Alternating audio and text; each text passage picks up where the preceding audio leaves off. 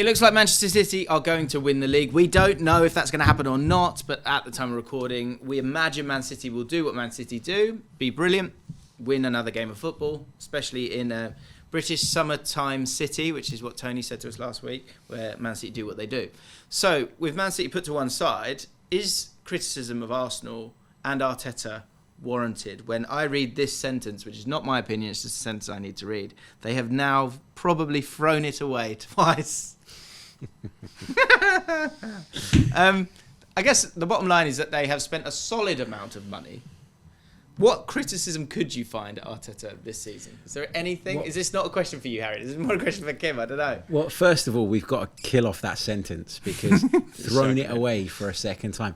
Going into last season, there were people, serious people in the game, predicting Arsenal would finish 6th.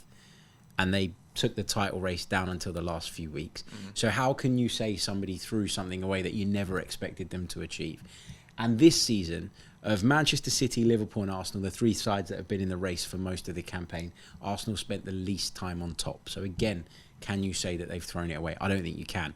I think criticism of Arteta is ridiculous. I think it's so wide of the mark. I think that you can't say that Manchester City are the greatest Premier League team of all time, call Pep Guardiola the greatest ever. Or you can even go down the other route where people, look at what's going on, the investigation, the alleged, and they are alleged breaches at this moment in time. But, there's some people that throw that thing into the equation as well. Well, if you do that, then again, you can't point the finger at Mikel Arteta and say he's not done a good enough job. I just think this is wild. I mean, I'll let Kim take over because I could go on all day about this. Is there any way of criticising? Like, I guess the fact is that they're now in a place. Again, I think it's about goalposts sometimes with these things.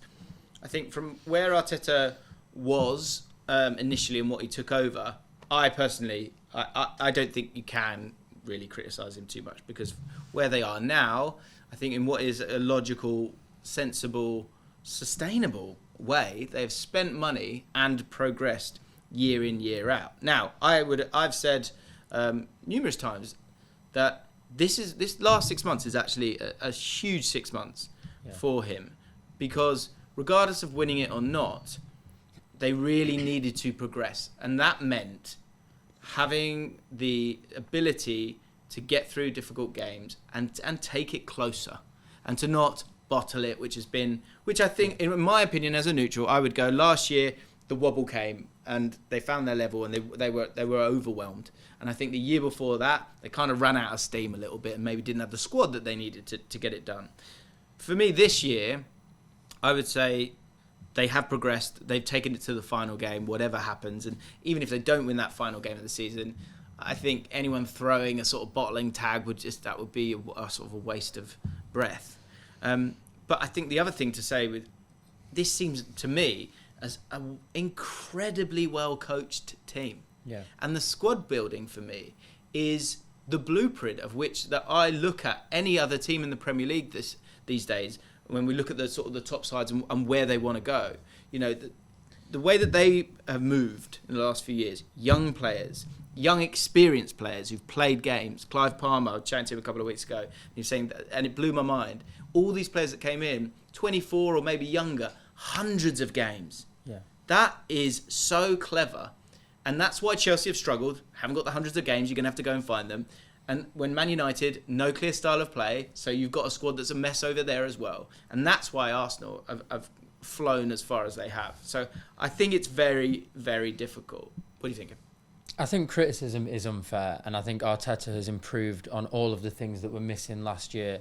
I don't like throwing the bottling thing around because I don't agree with it. I think last year Arsenal had a very good chance to win the Premier League, and I think they didn't, in my opinion, because of a mentality issue.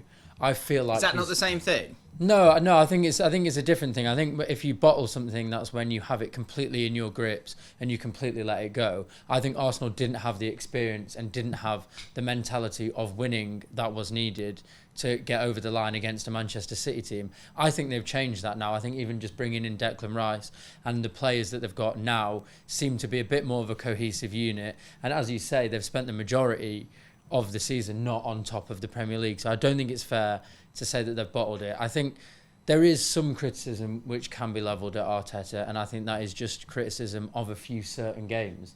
you know that if Arsenal put in a better performance against Aston Villa, for example, they'd be top of the league and they'd win the Premier League. So, of course, no manager should ever be completely free from criticism, because throughout this season he's made mistakes, and he's made mistakes which have cost points, and those points have cost Arsenal the Premier League. But as a general, from what he took on at that club to what they are now has been an exceptional improvement, both on and off the field. The problems that were there last year, although not many, he seems to have solved. And it's unlucky that he's not won the league this year, but he's come up against a juggernaut in Guardiola and City, and I don't think he can really be blamed for that. I think they've had a great year again. And also, more points this year. I think that's more like, points. I would trust, I think if you continue to get more points every season, you will win whatever you want to win. And I think that's a big part of this. Well, I would say, instead of criticism, is there anything that you're disappointed with this season? And I think you will have to zoom in on certain moments, because it has been good. I don't like to look at individual games over the course of a 38-game season, because I think every football team has good days and every football team has bad days, and it doesn't matter how high your ceiling is, i.e. Manchester City and Pep Guardiola, you will lose games and you will drop points along the way. That's just the way it goes. So when people say, I've heard a lot of people say in the last few weeks, well, Arsenal had it in their hands until they lost to Aston Villa. Well, they obviously didn't turn up with the intention of losing to Aston Villa. And I saw that Mikel Arteta got quite a bit of criticism that day for moving Kai Havertz back into the midfield. Actually, if you watch that game back, in the first half, Arsenal were incredible in terms of cutting through Aston Villa, and it was because Kai Havertz was making those runs from midfield and they weren't being tracked. Unfortunately, they didn't take their chances, and in the second half, they ran out of steam. And I look at that and I want to zoom out, because they had Bayern Munich in the Champions League, Villa at the weekend, and then Bayern Munich again the following midweek. Manchester City, I'm not making excuses, but that same week had Real Madrid, Luton Town in the middle, and then Real Madrid again. And I know City went out against Real Madrid, but I just think sometimes as a manager you can be unlucky in terms of the way the fixtures fall. I think Arteta's unlucky that the Tottenham game with Manchester City ended up being put right bang in the end of the season. So I think there's a lot of things that he's been unfortunate with. I think the team's got better defensively. It's scoring more goals. It's picking up more points. They've got more wins on the board than the Invincibles. I really don't think there's that much. I think you've really got to get the microscope out to find things to pick on Arteta for this season. The only thing that I would say is I actually agree with all of that. And as I said to you off air, I think the team who's actually played the best football this year is Arsenal.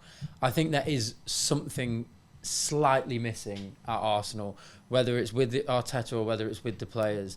The way that you went out of the Champions League was a little bit disappointing to me. The fact that you haven't won the Premier League again. I don't know if that's something is just experience, which will naturally come over time, but I feel like there's a tiny little piece that is missing, which isn't 100% related to the fact that it's just because they've come up against City or just because they've come up against Pep.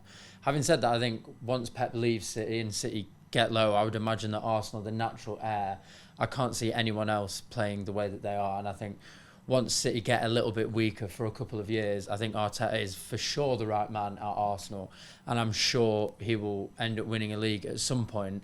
I just think maybe this season there's something that he doesn't have that Guardiola has, maybe in terms of mentality. Maybe that's the only small criticism I could level. I think that I don't think this is the final product. No, me neither. I think that needs to be remembered. I think this is incredibly well-functioning team that does actually the bits that no one talks about the best in the world. Like I've spoken about a few times, the size of the squad defensively, how that helps you. Bringing in a goalkeeper that is used to having big centre-backs around him and therefore is used to coming and claiming the ball a lot of the time. That alleviates a lot of stress at different times. But in terms of being the final product, I think despite Arsenal scoring more goals, I think Man City are a much better team going forward. I actually think Liverpool are a better team going forward in open play. That's just my personal opinion. But I know that Arteta will already have his plan for the summer that is going to allow them to play in a different way, which I also have opinions on. I think they will have these pieces. I think they will go even more maybe free-flowing next year. And I think that little bit of X factor of the De Bruynes, the Fodens, those guys, I think that is a little sprinkling that's maybe missing, but not for long. I think that's what Arsenal have bought quite a few players and been clever and developed them. I think they might go big this summer. Maybe two players. Obviously, went big with Rice last year. I get that, but for those, they've got the defence right first. Getting that final striker, that killer, that might kind of get them the odd win when it's not working with the set pieces. Because that's the other thing. They might go backwards to go forwards again as well. I think they have time. Because the amount of set pieces they've scored this year, it never stands still. Teams will start to have a plan for all these set pieces. So they might lose some goals there. So they're going to have to find some goals somewhere else. So I just think for all fans of football, I think it's much more enjoyable to kind of zoom out and go, well, okay, well, it's year 1 of 3. It's like Tottenham. You go, oh, well, hang on, they're not winning every game. Of course they're not. Of course they're not. It's the same thing, right? I think with Arteta, they are winning every game. Sorry, lovely. I think the problem with the Arteta narrative, if you like, is there's this thing that he spent £700 million, which isn't accurate. It's quite significantly less than that. There was a figure of $700 million that was floating around, and I don't know if that's where people have got confused. We know that in January, because of the PSR stuff, not just Arsenal, but a lot of clubs couldn't go out and strengthen their squads in the way that they wanted to, and maybe he'd have liked to have done that in January. I'm sure he would have liked to have done that in January, in fact. But I think with Mikel Arteta, the team is constantly evolving. The team is constantly getting better. And what he has shown is that he learns the lessons. Yeah. Now, he is a new manager still in comparison to some of the people he's up against. And I know I sound like I'm being really defensive because it's my club and I'm so happy with the job he's done. Yeah. But I don't remember any of these conversations coming up when Jurgen Klopp was missing out on Premier League titles to Manchester City every year. Nobody ever doubted it. It was, well, look at Jurgen Klopp. He's brilliant because he's competing with the juggernaut and the great Pep Guardiola. Whereas with Mikel Arteta, because of the label that Arsenal have had in years gone by of being mentally fragile, of not being, having the right culture, I think it's obvious that the culture's changed. It's obvious that the mindset's changed. And so it just feels like people are picking up an old lazy narrative and trying to throw it at Arteta, and he's just batting it away week after week. He shouldn't have let Odegaard take that picture of that kit man there. Yeah, that was disgraceful. That would be it. We're going to be talking about Klopp very, very soon, so make sure you keep it locked on ESPN.